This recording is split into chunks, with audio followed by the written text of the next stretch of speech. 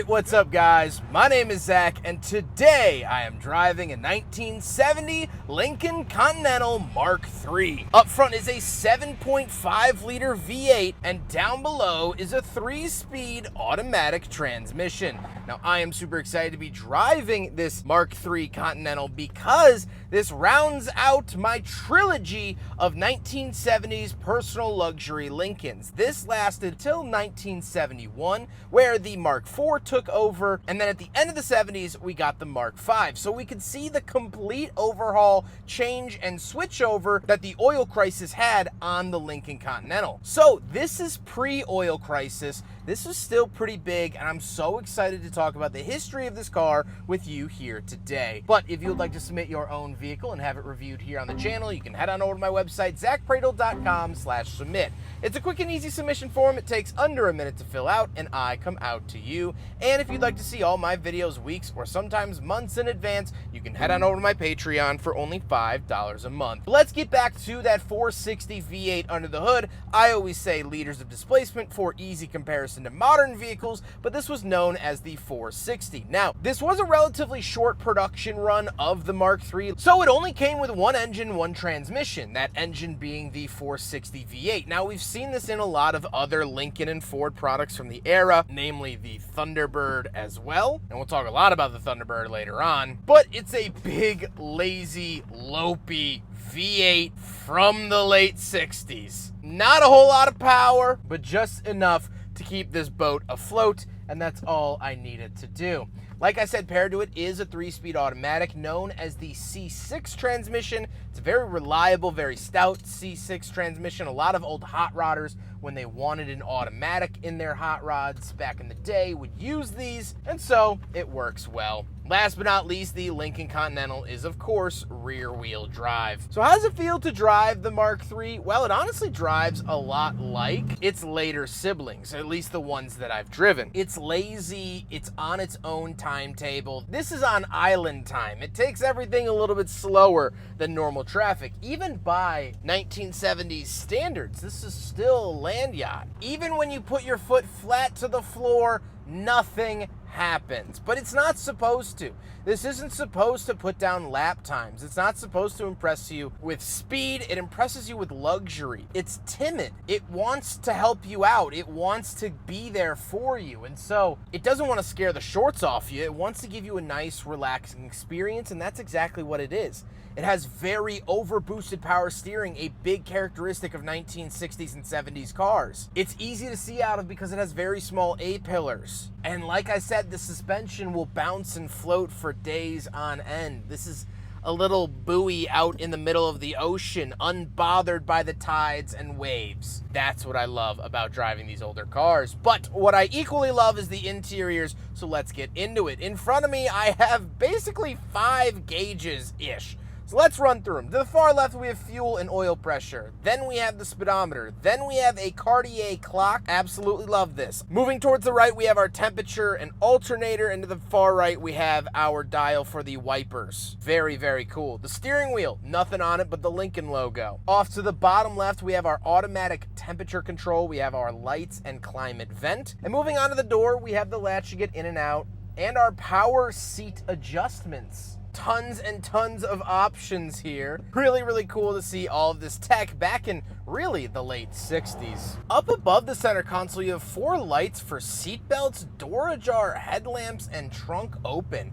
Very, very cool, and kind of a holdover from that 60s styling, especially the way the letters are laid out. Moving into the center, underneath those gauges that we talked about, we do get our radio and more climate vents, and all the way off to the right, we get a really nice Continental Mark III badge. Then we don't have any center console, and unfortunately no cup holders, so by default it fails the big friggin' bottle test.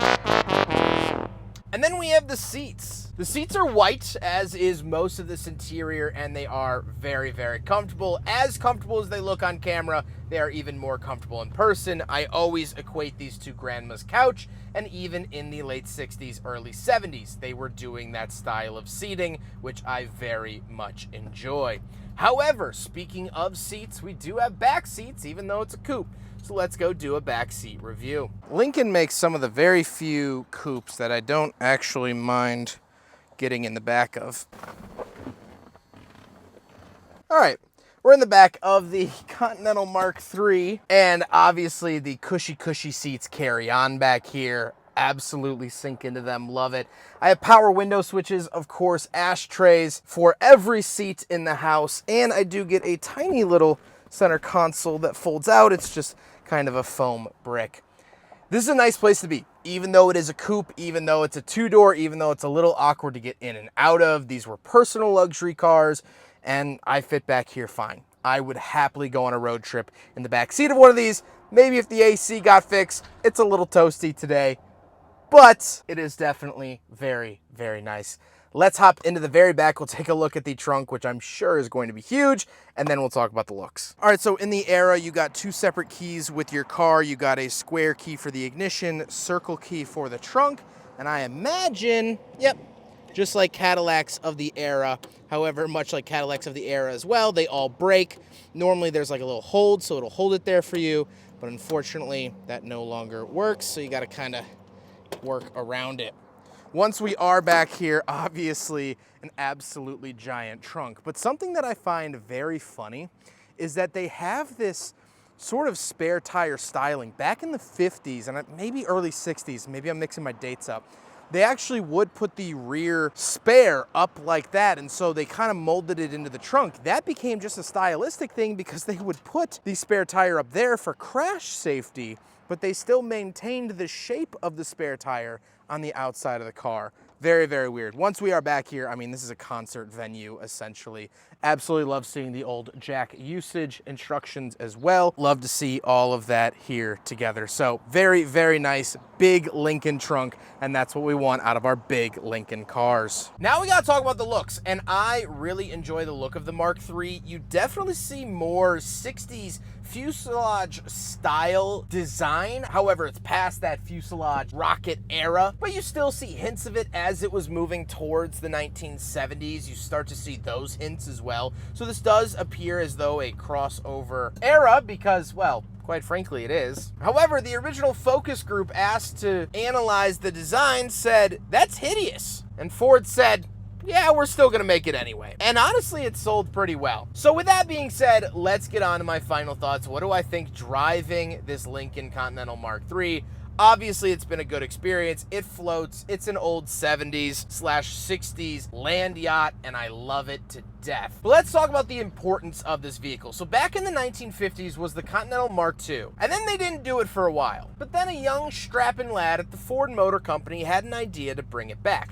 That man was Lee Iacocca, famous for Chrysler, sure, but he actually spent many, many years at Ford before that. He was quoted as saying, "Slap a Rolls-Royce grill on the front of a Thunderbird and we'll make money." And he was right. That's really what this vehicle is. The complete design of this car cost Ford Motor Company $30 million to produce, which is about $300 million in 2025 money.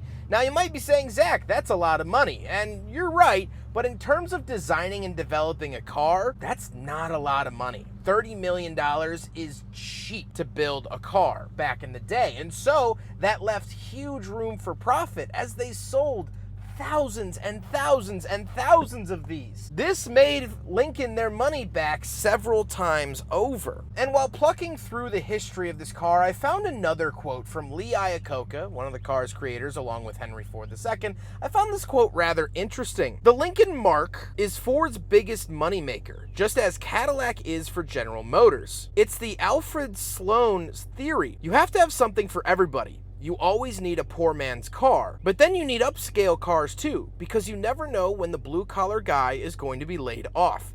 It seems that in the United States, the one thing you can count on is that even during a depression, the rich get richer, so you always have to have some goodies for them." The reason I bring this up is because I also recently reviewed the new Lincoln Navigator, and that was $130,000. This, in its time, was very expensive. But why did it sell so well? Because the people that can afford it aren't affected by economic rises and falls. Someone that can afford a vehicle like this isn't worried about the price of eggs, or the price of gas, price of milk, And so it's always a safe bet to build a luxury car. As long as you have a firm name underneath you, and Lincoln definitely had the name for it, you can build something, you can even make it scarce. Call it limited production, call it bespoke. And people with money will buy it. And people with money bought these cars. The Mark III sold incredibly well, and to the point where 55 years later,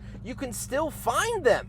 You can still go out and buy a Lincoln Continental Mark III. It might take a couple of searches and a couple of classified ads, but it's doable. And so, in turn, these kind of became accessible to a point. Everyone had an uncle that did well in the late 60s that owned one of these, or the Cadillac equivalent. And these cars are solid. The build quality in here feels good. Nothing creaks and rattles. This was a one-owner car up until January of this year, and it's beautiful. This car is so great. It's so special, and that's why I love the Continental Mark III so much. I hope you guys enjoyed the video. Huge thank you to Jaden for letting me borrow his Continental Mark III for today's video. What an absolute treat. Jaden has been wonderful to work with, and I appreciate him very much. But I appreciate you guys watching the video. Don't forget to rate the video, comment on the video, and subscribe if you really liked it. Take care, guys.